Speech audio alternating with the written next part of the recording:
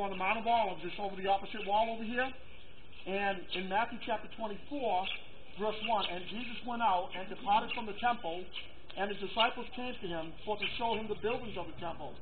And Jesus said unto them, See ye not all these things? The temple, the splendor of Jerusalem? Verily I say unto you, there shall not be left here one stone upon another that shall not be thrown down. There's the text. There's the prophecy of Jesus right there. There shall not be left here one stone upon another that shall not be thrown down. And then, of course, they're on the Mount of Olives, and he sat upon the Mount of Olives, and the disciples came up to him privately, saying, Tell us, when shall these things be? When will this destruction take place? And what shall be the sign of thy coming and the end of the world? So 40 years in advance, Jesus prophesied the destruction of this very city. Not only the destruction of this very city, but he prophesied the destruction of Herod's temple.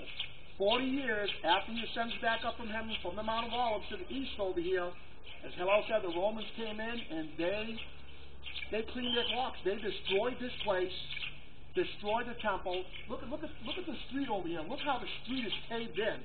That just goes to show you how intense this Roman destruction was. Every time I look at these heap of stones right here, it reminds me of the prophecy that Jesus Christ made.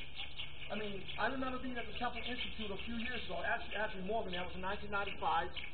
Rabbi Chaim Richman, Rabbi Chaim Richman of the Temple Institute, talking about the destruction of the temple. He says, now I'm ready to take questions. One Christian lady got up and she said, Rabbi, can you explain to us how Jesus would have known 40 years in advance that General Titus, the Roman general, would come in with the 10th Roman Legion and destroy this temple? How would he have known that 40 years in advance? Can you tell us?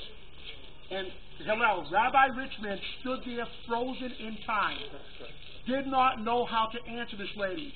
And then after he got his composure back, he said, ma'am, I don't know how he would have known. That's exact. I'll tell you how he would have known. He's God in the flesh, amen? Yes. He knows all things. And so when Jesus prophesied that destruction 40 years after his ascension back up into heaven, there it is right there. The prophecy of Jesus Christ. Looking at these massive boulders right here shows that destruction was really, really intense.